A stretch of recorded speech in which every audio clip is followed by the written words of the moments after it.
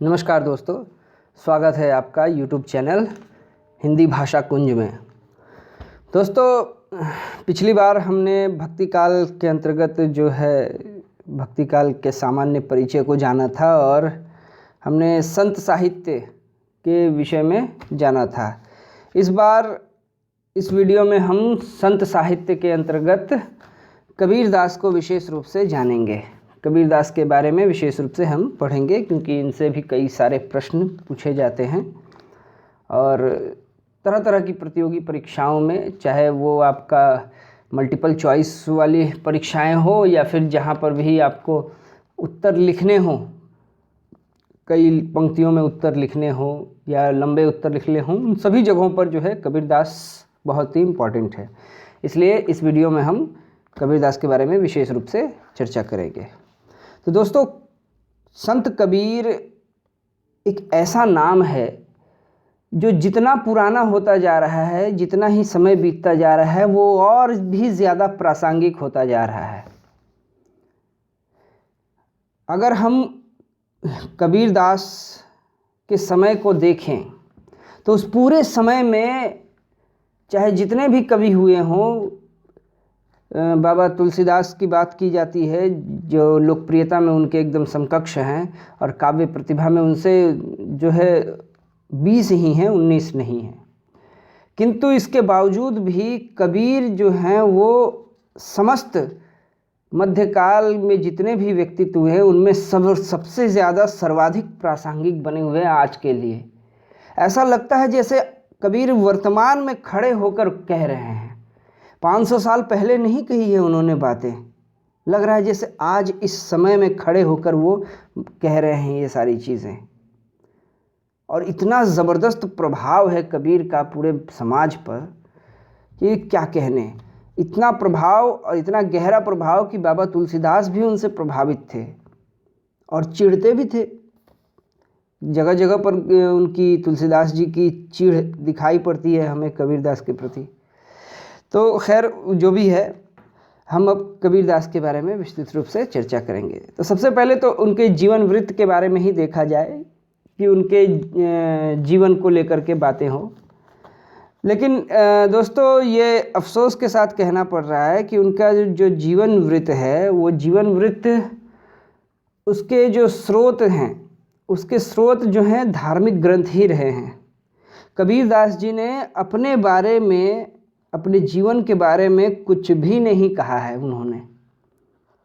उनकी रचनाओं में उनके जीवन के बारे में कुछ नहीं पता चलता है। हाँ, इतना ज़रूर पता चल जाता है कि उनका तेज दिखाई देता है हमें। वे जाति से जुलाहा थे, बुनकर थे, ये बात वो कहते हैं। इसके अलावा वो अपने बारे में कुछ भी नहीं बताते। तो कबीरदास के जीवनी के लिए हमें जो है बाह्य जो साक्ष्य हैं और आंतरिक साक्ष्य, उन दोनों के ऊपर निर्भर होना पड़ता है। बाह्य साक्ष्य यानी जो कबीर से बाहर के हैं, यानी कबीर ने जिनका उल्लेख नहीं किया है, और आंतरिक साक्ष्य यानी जिनका उल्लेख कबीर के साहित्य में देखने को मिलता है। तो कबीर पंथियों का जो साहित्य है या अन्य जो है प्राचीन भारतीय धार्मिक साहित्य जो है, इनसे संबंधित जो पुस्तकें हैं या फिर ऐतिहासिक ग्रंथों से संबंधित पुस्तकें हैं, इनमें जो है कबीरदास का उल्लेख मिलता है, उनके बारे में चर्चा मिलती है। जिनमें नाभादास का जो भक्तमाल है, आपने नाम सुना ही होगा भक्तमाल का। नाभादास का जो भक्तमाल है, जिसका प्रकाशन लगभग 1641 संवत को हुआ था, उस वक्त जो है उसमें मिलता है हमें कबीरदास का परिचय। इसके अलावा अनंतदास की जो है कबीर साहिब जी की परिचय, ये जो ग्रंथ है कबीर साहिब जी की परिचय, अनंतदास जिसके रचनाकार हैं, जो शिष्य रहे हैं कबीर के, तो उसमें भी दिखाई पड़ता है हमें ये इनके जीवन के बारे में कुछ बातें होती हैं। इसके अलावा गुरु ग्रंथ साहिब ग्रंथ जो है सिख धर्म का सबसे प्रमुख ग्रंथ, गुरु ग्रंथ साहिब अत्यंत सम्माननीय ग्रंथ, उसमें भी कबीर की रचनाएं और उनके जीवन के बारे में हमें देखने को मिलता है। इसके अलावा प्रियादास हैं, जो संतों में एक हैं प्रियादास, वो जो है उनकी भी एक है भक्तमाल के ऊपर टीका, भक्तमाल की प्रबोधिनी टीका जो है, इसमें भी उल्लेख मिलता है कबीर के बारे में। इसके अलावा मुकुंद दास का कबीर चरित भी जो है, कबीर चरित में भी मुकुंद दास ने कबीर दास जी के बारे में कही है बातें। और इसके अलावा एक और हैं राघव दास, उन्होंने भी भक्तमाल की रचना की है, तो उनके भक्तमाल में भी कबीर दास के बारे में हमें परिचय मिलता है। तो इसके अलावा जो कबीर पंथी हैं, कबीर पंथियों के जो 2 ग्रंथ हैं वो बहुत ही ज़्यादा प्रसिद्ध हैं, जिनमें कबीर के बारे में चर्चा हमें मिलती है, उल्लेख मिलता है। वो है निर्भय ज्ञान और दूसरा है आशा सागर। आशा सागर और निर्भय ज्ञान, ये 2 ग्रंथ हैं। इन 2 ग्रंथों में कबीर की जीवनी थोड़ी बहुत दी गई है, इस पर कुछ प्रकाश पड़ता है कबीर की जीवनी पर। और अगर हम ऐतिहासिक ग्रंथों को अगर देख लें, जो इतिहास की दृष्टि से जिन ग्रंथों की गणना होती है, उनमें आईने अकबरी में और दबिस्ताने मजाहिब, ये जो ग्रंथ है 2 ऐतिहासिक ग्रंथ, इन ग्रंथों में भी कबीर का उल्लेख हुआ है। ठीक है, तो ये कबीर के जीवनी से, उनके जीवन के बारे में इन सब पुस्तकों से हमें थोड़ा बहुत मिल जाता है उनके जीवन के बारे में। ठीक है, अब आइए हम आगे की ओर बढ़ते हैं। इन सब पुस्तकों में आप देखेंगे अगर, तो इन सब पुस्तकों में भी कबीर की महिमा के बारे में बखान है, उनके व्यक्तित्व के बारे में, उनकी जाति के बारे में, उनके व्यवसाय, उनके अक्खड़पन पर प्रकाश पड़ता है इस पर। ठीक है, कबीर जो है अपनी रचनाओं में कबीर का जीवन वृत्त नहीं मिलता है, जैसा कि थोड़ी देर पहले अभी हमने कहा। तो कबीर के बारे में जो है, उनके जीवन के बारे में सबसे जो एक बात है, बहुत ही एकदम अखरती है, बहुत सारी बातें हैं, लेकिन उनके जन्म के बारे में और यहाँ तक कि उनकी मृत्यु के बारे में भी प्रामाणिक रूप से कुछ नहीं कहा जा सकता। बहुत सारी अटकलें हैं कबीर के जन्म स्थान के बारे में, तरह तरह की अटकलें लगाई जाती हैं। कोई कहता है कि वे बनारस के पास जो लहरतारा एक तालाब है, लहरतारा के किनारे एक तालाब, वहीं पर फेंके हुए मिले थे, कोई फेंक गया था उनको। कोई कहता है कि उनका जन्म स्थान मगहर है। वहीं कोई कहता है कि ये आजमगढ़ के बेलहरा ग्राम में पैदा हुए थे। अब जितने लोग हैं अलग अलग बातें कह रहे हैं, कोई भी एक मत नहीं है। आमतौर पर आपने भी सुना होगा कबीर के जन्म के संबंध में जो बात है, जो सबसे ज़्यादा प्रसिद्ध है, वो है कि वो एक तालाब के किनारे फेंके गए थे और एक नीरू तथा नीमा नाम के मुसलमान जो जुलाहा दंपत्ति थे, उन्होंने उनका पालन पोषण किया। ये सबसे ज़्यादा प्रमुख है, आमतौर पर ये मान लिया गया है अब। ठीक है, और लोगों ने उनका जो मृत्यु स्थल है कि जहाँ वो उन्होंने अपना देह त्याग किया गया था, ये भी मान लिया गया है। प्रामाणिक रूप से इसका कुछ पता नहीं है, मान लिया गया है कि मगहर में उन्होंने देह त्याग किया था। तो कबीर का जो जीवन काल है, संपूर्ण जीवन काल में जो है सवर्ण हिंदू जो हुए, मैंने जिनको तथाकथित रूप से उच्च जाति के हिंदू कहा जाता है, तो सवर्ण हिंदू हुए तथा जो मुल्ला मौलवी हुए, उन्होंने कबीर की दुर्दशा करने में कोई भी कसर नहीं छोड़ी थी। प्रसिद्धि के बाद जो है, जब वे कबीर बहुत प्रसिद्ध हो गए, उनका व्यक्तित्व इस रूप में निखरा हुआ दिखाई देने लगा, तो कुछ हिंदू जो थे उनको विधवा ब्राह्मणी के गर्भ से जन्म लिया हुआ मान लेते थे कि ये किसी विधवा ब्राह्मणी के गर्भ से जन्म लिया होगा इन्होंने, जिसने बदनामी के डर से फेंक दिया होगा। ये ऐसा ये कल्पना है जिससे गढ़ ली गई है कि विधवा ब्राह्मणी ने कबीर को जन्म दिया, जिसको उस विधवा स्त्री को रामानंद जी ने, जो कबीर के गुरु रहे हैं, उन्होंने भूल से पुत्रवती होने का आशीर्वाद दे रखा था। तो ये कहानी जो है गढ़ ली गई है। असल में ये जो है एक बहुत ही गजब का ये चीज़ दिखाई पड़ता है लोगों में कि कुछ कुछ लोग जो होते हैं वो अपने अलग अलग क्षेत्रों में वो किसी विशेष चीज़ पर अपना कॉपीराइट मानते हैं। वो अपना कॉपीराइट मानते हैं, यानी जन्म सिद्ध अधिकार है। जैसे आमतौर पर आप बंगाली व्यक्ति से मिलें और कभी आप अगर बहुत अच्छी बातें कर रहे हैं, वैचारिक रूप से बहुत समृद्ध हैं आप, अगर कुछ ऐसा कह रहे हैं, ऊंची चीज़ कोई कह रहे हैं, आप ऊंचे विचार रख रहे हैं, तो वो आपसे पूछता है, अरे दादा अपनी बंगाली न की, मतलब वो इस तरह से माने हुए हैं वे लोग कि जो उच्च विचार है, जो बहुत ही विचार की तेजस्विता है, वो बंगालियों में ही होती है, ये ऐसा वो लोग मानते हैं।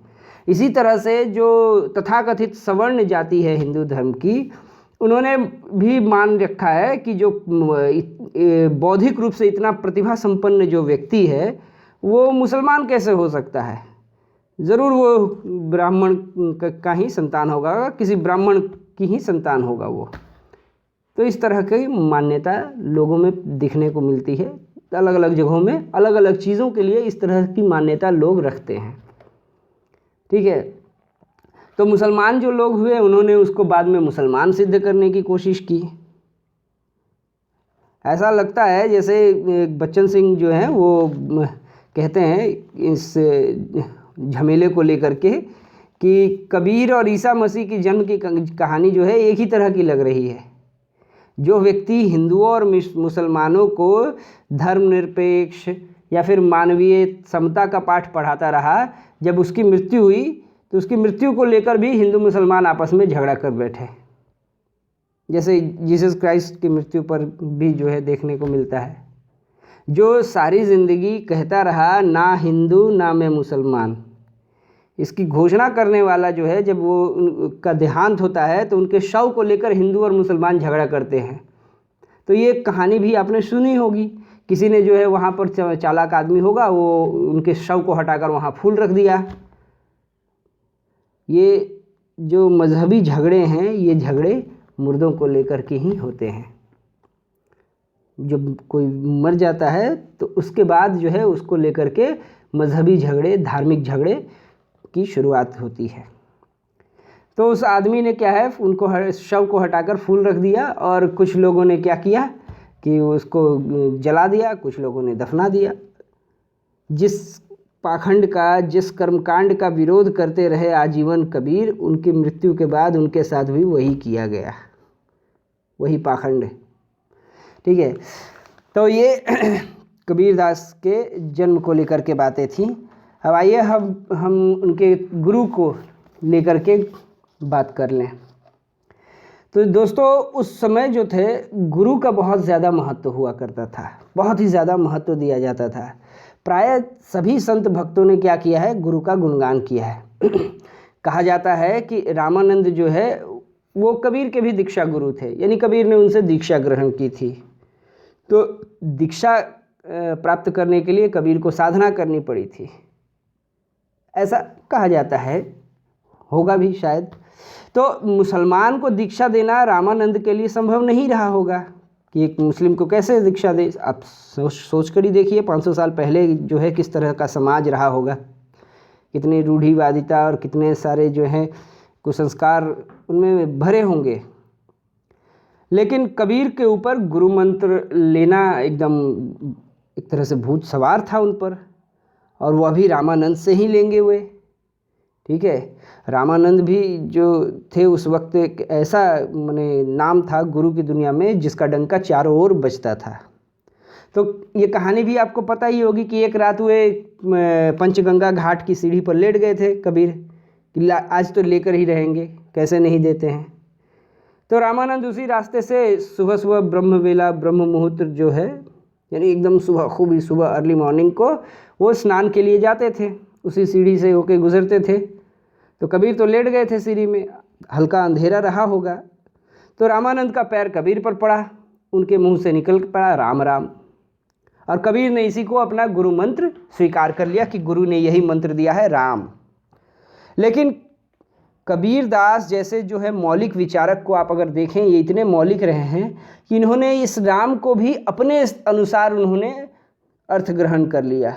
उनके लिए दशरथ पुत्र धनुर्धारी राम, राम का मतलब नहीं है। उन्होंने कहा भी है, दशरथ सूत तिहु लोक बखाना, राम नाम के मरम है आना। तो उन्होंने राम को एक निर्गुण ईश्वर के रूप में उन्होंने ग्रहण किया। ठीक है, यद्यपि रामानंद का जो है वो प्रामाणिक जीवन वृत्त हमें देखने को नहीं मिलता है, उनका कोई प्रामाणिक जीवन वृत्त हो, उनके बारे में, जिस तरह कबीर के बारे में हमें जो है जीवन वृत्त उसका दूसरी जगहों से खोद खोद कर निकालना पड़ता है, वैसे ही रामानंद के बारे में। तो वे अपने समय के बहुत ही प्रतिभाशाली सन्यासी थे। उनसे दीक्षा लेना जो है गौरवपूर्ण समझा जाता रहा होगा उस वक्त। तो रामानंद के गुरु होने की संभावनाएं एकदम बहुत अधिक हैं, बहुत ही पॉसिबिलिटीज़ हैं कि कबीर के गुरु रहे हों रामानंद। क्यों? क्योंकि इसका समर्थन व्यास, अनंत दास और नाभा दास ने भी किया है। उन्होंने भी अपने ग्रंथ में कहा है कि रामानंद से दीक्षा ली थी कबीर दास जी ने। और रामानंद के शिष्यों में भी और भी दूसरे आते हैं, पीपा हैं, संत हैं, पीपा, सेन, रैदास, इनकी भी गणना की जाती है कि ये भी रामानंद के ही शिष्य रहे हैं। तुलसीदास भी रामानंद की शिष्य परंपरा में आते हैं। आप सोच कर देखिए कैसे होंगे रामानंद। एक और उनके शिष्य हैं कबीर, तो दूसरी ओर उनकी शिष्य परंपरा में गोस्वामी तुलसीदास हैं। एक अति वर्णाश्रम धर्म का पालन करने वाला एकदम कट्टर समर्थक जो है, हल्की सी ढील के साथ वर्णाश्रम धर्म को स्वीकार करते हैं, गोस्वामी तुलसीदास। और दूसरा जो है वो जो है उसका विरोधी, मतलब विपरीत जो है। ये जिस तरह से आचार्य हजारी प्रसाद द्विवेदी ने कहा था रामानंद के बारे में, एक बहुत ही सुंदर वाक्य उन्होंने कहा था कि रामानंद जो है वो आकाश धर्मा गुरु थे, एक विशाल आकाश की तरह।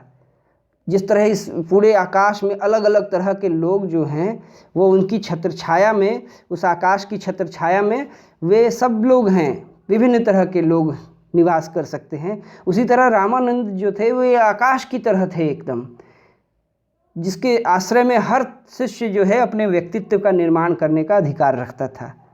अद्भुत थे वे। स्वयं जो रामानंद थे उनका अपने गुरु जो थे राघवानंद, रामानंद के गुरु का नाम है राघवानंद, उनसे मतभेद हो गया था। क्योंकि रामानंद जो हैं वो युग युग से चली आ रही जो जाति प्रथा चल रही थी उसमें वो ढील दे रहे थे। वे जाति प्रथा को, कबीर और रैदास वगैरह जो है इन संत कवियों को अपना शिष्य बनाना जो है ये अपने आप में ही जाति व्यवस्था के खिलाफ विद्रोह है।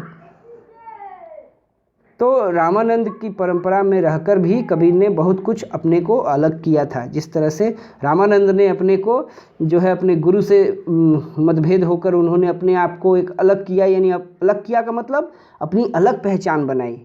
उसी तरह से कबीर ने भी रामानंद से एक विशिष्ट अलग पहचान बनाई। ठीक है, अब आइए हम कबीर के साहित्य पर थोड़ी बात कर लें। तो कबीर का साहित्य जो है ये बहुत सारी अनुश्रुतियों का खंडन करती हैं।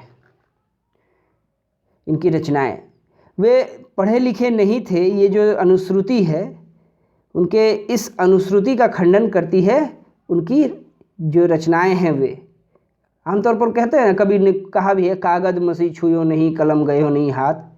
तो डॉक्टर बच्चन सिंह जो हैं वे इस कबीर के इस कथन का अर्थ निकालते हैं। वो कहते हैं कि उनका अभिप्राय यह था कि उन्होंने अपने हाथ से कुछ नहीं लिखा है भाई, उन्होंने खुद नहीं लिखा है। ये सब जो दोहें, जो ग्रामीणियाँ, जो साखी और शब्द, ये सब जो हैं, ये कबीरदास जी स्वयं जो है कागज़ कलम लेकर लिखने नहीं बैठे थे। वे अपनी संत मंडली में प्रवचन करते रहे होंगे और उसी जगह पर साखी शब्दी भी गाते रहे होंगे, और जो उनके शिष्य थे वे उनको कंठस्थ कर लेते होंगे, उनको मेमोराइज कर लेते होंगे और बाद में उसको लिपिबद्ध कर लेंगे। तो ऐसा होना बिल्कुल संभव है। तो उनके ज्ञान को देखकर यह कहना कि वे बहुश्रुत भर थे, उन्होंने खूब बहुत सुना था, ऐसा बहुत है, बहुत ही एकदम इट लुक्स वेरी मैंने क्या कहेंगे उसको, एक बहुत हल्का लगता है ये। उन्हें हिंदू दर्शन, योग, पुराण आदि के तत्वों का अच्छा खासा ज्ञान था। बहुत सारी बातें उन्होंने जो उनको पता थी उसके लिए स्टडी करना पड़ता है भाई, इतना डीप में नहीं होता है। आप लोगों से सुनेंगे, अगर सुन सुनकर आपने ज्ञान पाया है तो आपके सुनने की बहुत ही सीमा है, क्योंकि सुन सुनकर जो है बहुत ही गहराई वाली बातें, बहुत ही भीतर छुपी हुई वाली, बहुत ही माइक्रो डिटेल्स वो आपको नहीं मिलेंगे, उसके लिए आपको स्टडी करना पड़ेगा। तो ये सब जो है उनको अच्छा खासा ज्ञान था उसका। ठीक है, इस्लामी संस्कार तो परिवार से ही मिला हुआ था। काशी के पंडित और मुल्लाओं से भी उनका वाद विवाद होता रहा होगा। तो इस असाधारण प्रतिभा संपन्न तो वे थे ही, उन्होंने जो कुछ छंदोबद्ध किया वह देखने में बड़ा ही आश्चर्य कर देने वाला है। इस आश्चर्यचकित रूप को आप देखें तो एकदम हतप्रभ रह जाता है लोग। विभिन्न लोगों ने कबीर के बहुत सारे ग्रंथों का उल्लेख किया है, बहुत सारे ग्रंथ के बताए हैं कि कबीर के ये ग्रंथ हैं, वो ग्रंथ हैं। तो उनमें से कुछ जो है वो अनुपलब्ध हैं, और जो उपलब्ध हैं, जो अवेलेबल हैं, वे अप्रामाणिक हैं, यानी वो ऑथेंटिक नहीं है। कबीर की वाणियों का जो है सबसे पुराना नमूना, यानी सबसे ओल्डेस्ट जो है, जिसको हम ऑथेंटिक कह सकते हैं, वो है गुरु ग्रंथ साहिब, जिसको आदि ग्रंथ भी कहते हैं सिख संप्रदाय में। तो ये जो नमूने हैं सिखों के 5वें गुरु अर्जुन देव द्वारा एकत्र किए गए हैं। यानी ये गुरु ग्रंथ साहिब जो ग्रंथ है, इसमें जो संकलन किया गया है, कलेक्शन, वो गुरु अर्जुन देव 5वें गुरु थे जो सिखों के, उन्होंने किया था। ठीक है। तो कबीर के अतिरिक्त अन्य संत कवियों की भी वाणी इसमें है गुरु ग्रंथ साहिब में। कबीर पंथी संप्रदाय में कबीर की जो रचनाएं हैं, जो कबीर पंथी हैं, यानी जो कबीर के मानने वाले जो हैं, एक संप्रदाय है। हालांकि कबीर ने कोई संप्रदाय खड़ा नहीं किया था, बाद में उनके शिष्यों ने ही उस एक संप्रदाय बना दिया। तो उनकी जो रचनाएं हैं कबीर पंथी संप्रदाय में, वो बीजक के नाम से प्रसिद्ध हैं। और आप भी लिखेंगे कबीर की रचनाएं बीजक में संकलित है, बीजिक है। तो इसकी जो हस्तलिखित प्रतियां हैं, यानी हैंड राइटिंग में लिखी हुई जो बीजक है, ये पूर्वी उत्तर प्रदेश के बिहार में मिली है। पूर्वी उत्तर प्रदेश और बिहार में इनका मिलना हुआ है। संभवतः ये जो है, ये किसी मठ का जो है बीजक कोई है, धनौती मठ, उसका बीजक शायद सबसे पुराना है। बच्चन सिंह ऐसा कहते हैं। बीजक में जो वाणियाँ संग्रहित की गई हैं, वे मौखिक परंपरा में सुरक्षित रही हैं, और इसी परंपरा से प्राप्त वाणियों में परिवर्तन का आना बिल्कुल स्वाभाविक है। इसलिए आपने नोटिस किया होगा कबीर के कई दोहे ऐसे हैं जिनमें जो है बात तो वही है, लेकिन शब्द थोड़े अलग अलग हैं। जैसे वो है ना कि पोथी पढ़ पढ़ जगमुआ पंडित भया न कोय, कहीं है दूसरी लाइन में अंतर आ जाता है, कहीं कहता है 2.5 अक्षर प्रेम के पढ़े सो पंडित होए, कहीं है एक आसिर पीव का पढ़े सो पंडित होए। तो अलग अलग जगहों पर ये थोड़ी भिन्नता आ जाती है, क्योंकि वो श्रुति परंपरा से आई है। सुनकर, जिस तरह से वेदों को कहा जाता है ना श्रुति, कि एक बहुत ही लंबे समय तक वेद जो है वो श्रवण के द्वारा सुनकर कंठस्थ किए जाते थे, और एक जनरेशन से दूसरे जनरेशन को ट्रांसफ़र होते रहते थे। तो बहुत लंबे समय तक ऐसा रहा। ठीक है। तो बीजक जो पुस्तक है, जिसको ज़्यादातर माना जाता है सम्माननीय ग्रंथ कबीर के बारे में, तो बीजक में साखी है, शब्दी और रमैनी, ये 3 तो हम जानते हैं बीजक के ये मूल 3 भाग के बारे में। लेकिन उसमें जो है कहरा है, विप्रमतीसी है, हिंडोला, विप्रमतीसी हिंडोला, फिर वसंत है, चाँचर है, चौतीसा है, बेली गीत है, फिर बिरहुल है। ये सब संग्रहित हैं उसमें। यानी बीजक में केवल साखी, शब्दी और रमैनी नहीं, ये सब भी हैं, लेकिन साखी, शब्दी और रमैनी ही कबीर की वास्तविक रचनाएं हैं, ओरिजिनल रचनाएं। इसीलिए कहा जाता है बीजक जो है कबीर की रचनाओं का है संकलन, और इसमें साखी, शब्दी और रमैनी जो है ये कबीर की प्रामाणिक रचनाएं हैं, रियल रचनाएं हैं। तो अब आइए हम थोड़ा आगे बढ़ते हैं। इसके बाद कबीर की रचनाएं हमने देख ली, अब हम देखेंगे कबीर जो है उनकी भाषा के बारे में थोड़ी बात हो जानी चाहिए। तो कबीर की भाषा को लेकर के आपने सुना होगा, कभी कहते हैं इसको सधुक्कड़ी, तो कभी कोई कहता है पंचमेल खिचड़ी। खिचड़ी में आमतौर पर हम क्या देखते हैं, खिचड़ी जब बनती है तो उसमें बहुत सारे इंग्रेडिएंट्स होते हैं, तो अलग अलग तरह के इंग्रेडिएंट्स मिलकर के क्या करते हैं, रचना करते हैं खिचड़ी की। तो उसी तरह से कबीर की भाषा को भी जो है कहा जाता है पंचमेल खिचड़ी, को भी सांध्या भाषा कहा जाता है। ठीक है। तो कबीर की भाषा क्या है, वो संतों की भाषा है, संत भाषा। संतों का संबंध जो है सीधे जनता से था, एकदम सामान्य लोगों से था। वे बैठ कर ग्रंथ रचना करते थे और बस प्रकाशित करवाते थे, ऐसी बात नहीं थी। वे जो निम्न वर्ग हैं संत, वे निम्न वर्ग में उत्पन्न हुए थे, जिनको तथाकथित रूप से निम्न वर्ग कहा जाता है समाज का। वे उनके बीच में से उत्पन्न हुए थे। वे संत उनके साथ रहते थे, यात्राएं करते थे, उपदेश देते थे, अतः वे बोलचाल की भाषा का ही व्यवहार करते थे। इसे हिमाचल के चंबा से लेकर महाराष्ट्र, सौराष्ट्र, बंगाल तक समझा जाता था।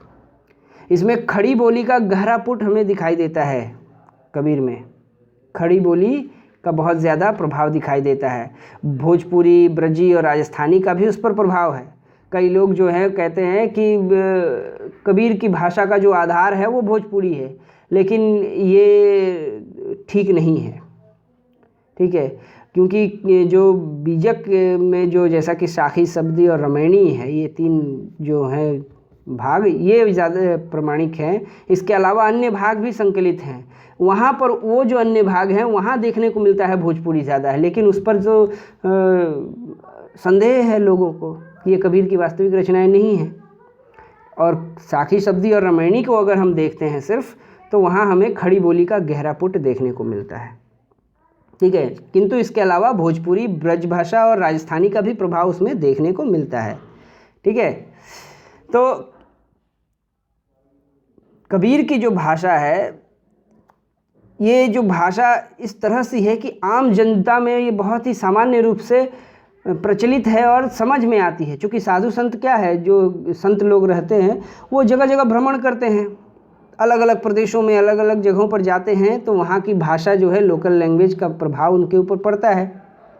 वो भाषाएं वो सीखते हैं और जिस कारण से क्या होता है, उनके ऊपर वो प्रभाव पड़ता है और उनकी प्रयोग में वो शब्द दिखाई पड़ते हैं। तो ऐसा कबीर के साथ भी रहा होगा। नहीं तो क्या कारण है कि संतों को छोड़कर उस काल के जो अन्य भक्त हुए हैं, यानी संत कवि जो हुए हैं, उनको छोड़कर अन्य जो कवि हुए हैं उनकी भाषा में खड़ी बोली का पुट नहीं दिखाई पड़ता है। सामान्यतः या तो ब्रज या फिर अवधी, यही दो है। सामान्यतः उनकी क्रियाएं जो हैं खड़ी बोली की हैं, संतों की। एक कुछ उदाहरण देख लेते हैं, जैसे बरसा बादल प्रेम का भीजी गया सबंग, खड़ी बोली। बिना रोए क्यों पाइए प्रेम पियारा मित, खड़ी बोली। फटी गया कुआं बंसी गई बारी, बिलग भई पाँचों पनिहारी, कहे कबीर छाड़ी मैं मेरा, उठी गया हाकिम लुटी गया डेरा, खड़ी बोली। इसके अलावा कबीर की जो रचनाएं हैं उसमें मुहावरे और लोकोक्तियों का जो प्रयोग हुआ है वो सीधा लोक से लिया गया है, सामान्य जन से, सामान्य जन की बोल चाल की बातों से लिया गया है।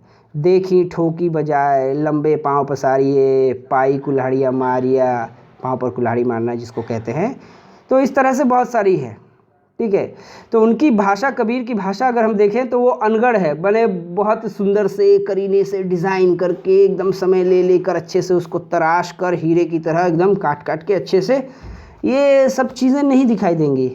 लेकिन उनकी भाषा जो है वो यथार्थ से जुड़ी होने के कारण अभिव्यक्ति में बेमिसाल है। यानी उन्होंने जो कुछ भी कहना चाहा है वो इतने गजब तरीके से कहा है कि इसको देखकर ही आचार्य हजारी प्रसाद द्विवेदी ने कबीर को वाणी का डिक्टेटर कहा था, कि कबीर वाणी के डिक्टेटर हैं। वो जो चाहते हैं वो कहला लेते हैं भाषा से। भाषा में इतना साहस नहीं है कि कबीर को ना कह सके। यानी कबीरदास की जैसे इच्छा हो वैसे भाषा जो है उसको कबीर की हेल्प करनी पड़ती है भाषा को। तो इस तरह का ज़बरदस्त प्रभाव था उनका।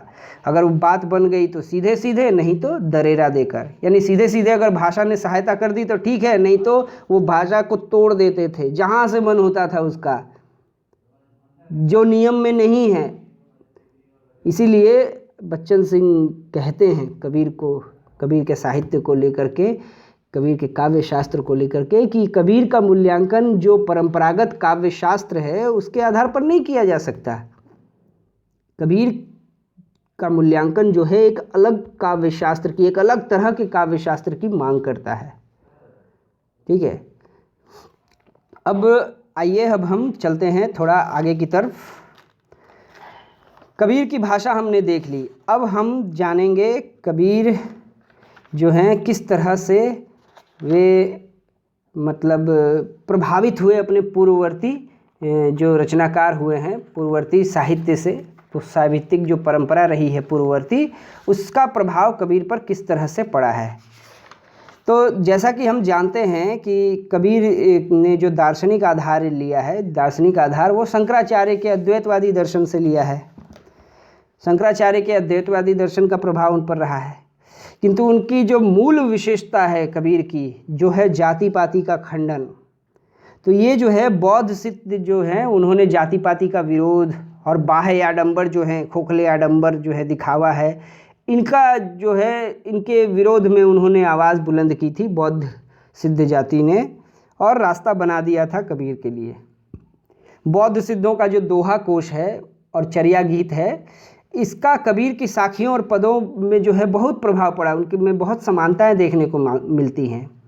जिस तरह से बौद्ध सिद्धों ने जो है जाति पाति का आक्रोशपूर्ण विरोध किया, बाह्य आडंबरों का जो बहुत ही आक्रोशपूर्ण विरोध किया, जो फटकारें लगाई उन पाखंडियों को लेकर के, वैसा ही कबीर में भी देखने को मिलता है।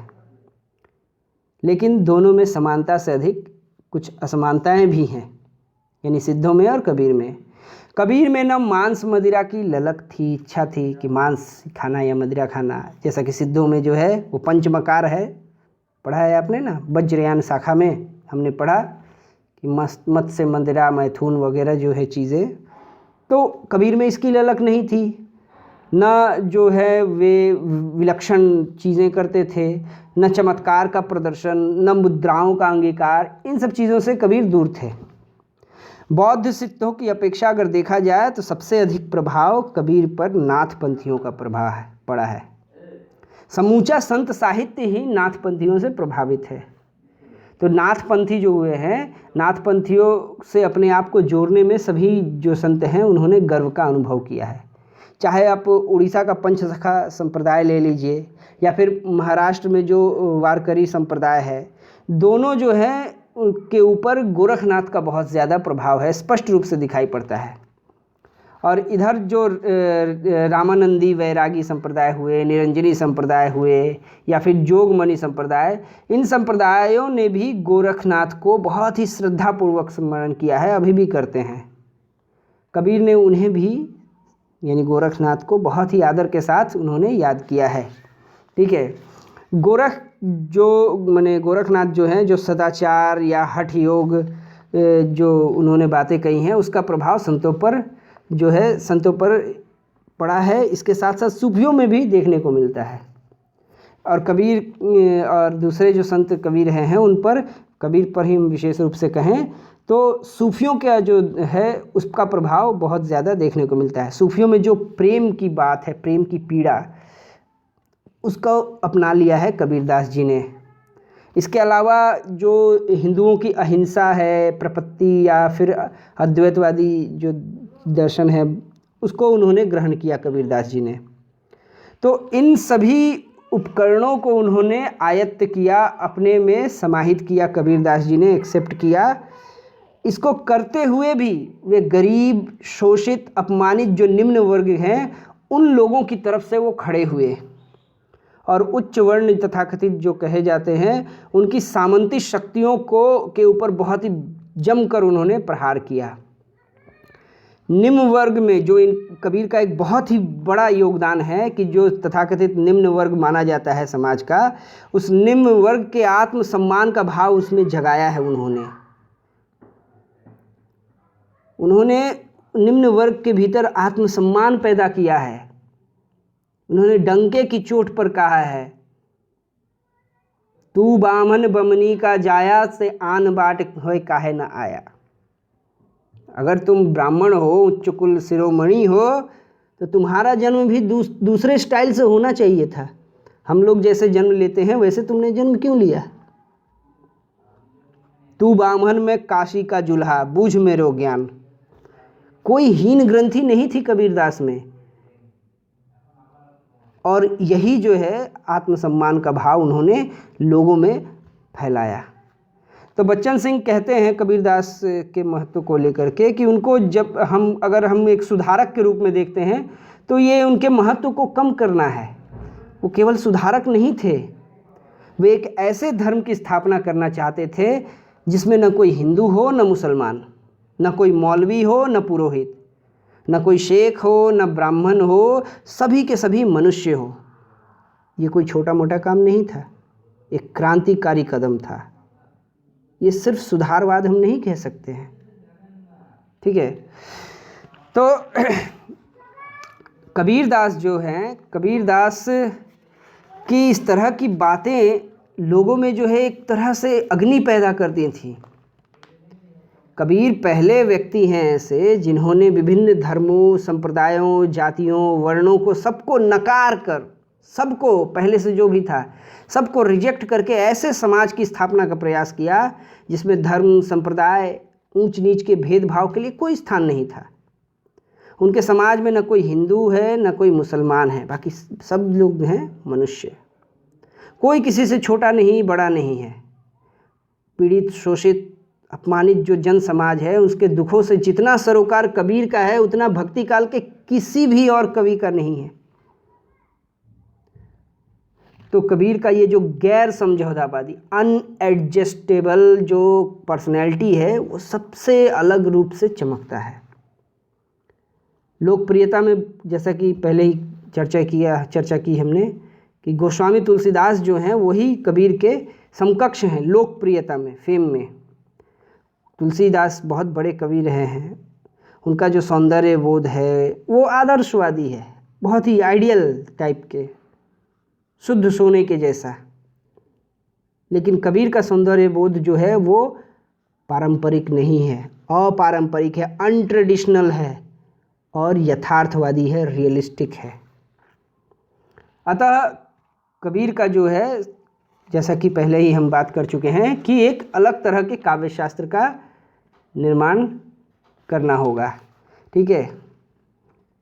कवि जो है सामान्य तौर पर देखने को मिलता है कि उनके कबीर का जो हम उचित मूल्यांकन अगर करने की हम सोचते हैं तो उसके लिए हमें पारंपरिक सौंदर्य शास्त्र से हम उसको नहीं कर पाते हैं, क्योंकि पारंपरिक जो सौंदर्य शास्त्र है उसमें पाठक जो है वो जितना भी काव्य व्यापार है, समस्त काव्य व्यापार में वो तादात्म्य स्थापित करता है और कवि और पाठक की दूरी काव्य का पाठ समाप्त करती है। किंतु कबीर में जो है वो हमें दिखाई देता है कि कवि और पाठक दोनों मिलकर काव्य का निर्माण करते हैं, पर पाठक जो है काव्य व्यापार से वो तादात्म्य स्थापित नहीं करता बल्कि एक अलगाव महसूस करता है। इस अलगाव के प्रभाव से वह सामाजिक और धार्मिक प्रश्नों पर सोचने के लिए बाध्य होता है। कबीर जो हैं लोगों को सोचने के लिए बाध्य करते हैं। जो संस्कार हैं उन संस्कारों का जो एक सुरक्षा कवच बन गया है उसको छिन्न भिन्न कर देते हैं कबीर। जो साधु जो है एकदम बैठे ठाले जीवन बिता रहे हैं, आलस्य, अकर्मण्यता में भरे हुए हैं, शारीरिक परिश्रम नहीं करते हैं, अगृहस्थ होकर जो है गृहस्थी का उपदेश देने लगते हैं, ऐसे भक्तों के सामने वह शारीरिक श्रम का उदाहरण प्रस्तुत करते हैं। गृहस्थी में रहकर भी उससे वीतराग कैसे रहा जा सकता है, घर संसार चलाते हुए भी माया मोह में न फंसें, कैसे किया जाता है, इसका उदाहरण रखते हैं कबीरदास, ठीक है। तो कबीरदास की जो व्यक्तित्व है उनका, ये व्यक्तित्व इतना ज़्यादा मतलब यूनिक है कि ऐसा व्यक्तित्व पहले दिखता नहीं है। उन्हें कोई भी मत, अपने समय का कोई भी मत जो है वो स्वीकार नहीं है, जो कि मनुष्य के बीच में भेद खड़ा करे, ऐसा कोई मत उन्हें स्वीकार नहीं है। उन्हें कोई भी अनुष्ठान या साधना मंजूर नहीं है जो बुद्धि के विरुद्ध हो। आमतौर पर क्या कहते हैं, देखते हैं ना, हमारे जो संप्रदाय में कहते हैं माइंड से बाहर निकलो, बुद्धि को छोड़ो, ये सब बुद्धि का खेल है। वो सारे तर्क देंगे, बुद्धि का इस्तेमाल करेंगे और आपसे कहेंगे बुद्धि छोड़ो। कबीरदास जी को ये मंजूर नहीं था। उन्हें कोई भी ऐसा शास्त्र मान्य नहीं था जो आत्मज्ञान को जो है कुंठित करता हो। वे वेद को भ्रामक कहते थे तो किताब को भी कहते थे, किताब यानी कुरान, वेद कुरान सभी को भ्रम उत्पादक कहते हैं, इसलिए उसको अस्वीकार करते हैं। तीर्थ करना, व्रत करना, पूजा करना, नमाज करना, रोज़ा रखना, ये सब जो है हमें भ्रमित करते हैं, गुमराह करते हैं। इसलिए कबीर ने इसको भी रिजेक्ट किया। जो पंडित हैं, पांडे हैं, काजी हैं, मुल्ला हैं, वे जो हैं वे धर्म के ठेकेदार बने हुए हैं उस धर्म के जो वास्तव में धर्म है नहीं। जिनको वो धर्म के रूप में कह रहे हैं वो वास्तव में धर्म है ही नहीं, वो तो पाखंड है, पूरा पाखंडी खेल है। इसलिए कबीरदास उससे घृणा करते हैं। वे अब वैष्णव को अपना संगी कहते हैं, किंतु विष्णु को कहते हैं 14 भुवन का चौधरी है वो। ये मजाक उड़ाते हैं वो उसका। शाक्तों से उन्हें घृणा है।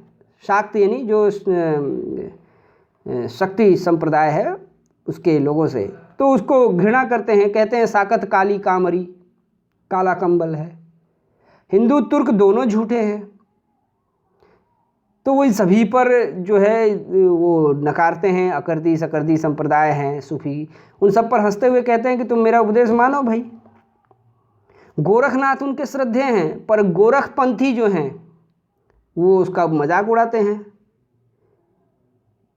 फिर से चुंडी मुंडी जो श्रावक हैं, श्रमण हैं, बुद्ध धर्म के संप्रदाय में बुद्ध सम्माननीय है, किंतु ये जो बौद्ध लोग हो गए हैं उसके लिए, उनके लिए कोई जगह नहीं है। कबीर के लिए उनके उधर कोई जगह नहीं है। इसका अर्थ यही है कि वे अपने समय के समस्त मतों को खारिज कर देते हैं, रिजेक्ट कर देते हैं। कबीर की जैसा मूर्ति भंजक यानी आइकोनोलॉजिस्ट जो है, आइकोनोलॉजिस्ट यानी मूर्ति तोड़ने वाला इतिहास में दूसरा नहीं है। पूरे वर्ल्ड के हिस्ट्री में ऐसा नहीं है कोई व्यक्ति। वो केवल दूसरों की ही मूर्ति नहीं तोड़ते हैं। देखिए भाई, ये मत समझिएगा मूर्ति यानी किसी मंदिर में जाके या कोई मूर्ति तोड़ रहा है, वो नहीं। हमारे मन में जो मूर्ति बनी हुई है, जो एक बंधा बंधाया सांचा बना हुआ है, उसको तोड़ने वाला है। तो उनके जैसा कोई नहीं है। वे केवल दूसरों की ही मूर्तियां नहीं तोड़ते, बल्कि खुद अपनी मूर्ति भी वो तोड़ तोड़ कर गढ़ते हैं। वे कहते हैं कि यदि साखी और शब्दी का जो गीत है जो मैंने गाया है, ये भी अपने आप में अगर संस्कार बन गए, कोई जो है आंख बंद करके पालन करने लगा इन सब का, तो ये भी उनको स्वीकार नहीं है। वो फॉलोअर बनाने में विश्वास नहीं रखते थे कि भाई फॉलो कर रहा है, पीछे चल रहा है भेड़ की तरह, आंख एकदम नीचे करके पीछे पीछे चल रहा है। वे चाहते थे सभी आगे जाएं, एक दूसरे से आगे बढ़ें। तो ये ज़बरदस्त बात थी कबीर में, जो एकदम अद्भुत चीज़ है। तो आशा करता हूँ इस वीडियो आपको पसंद आया होगा, हालांकि काफ़ी लंबा हो गया है। मिलते हैं अगली वीडियो में। धन्यवाद।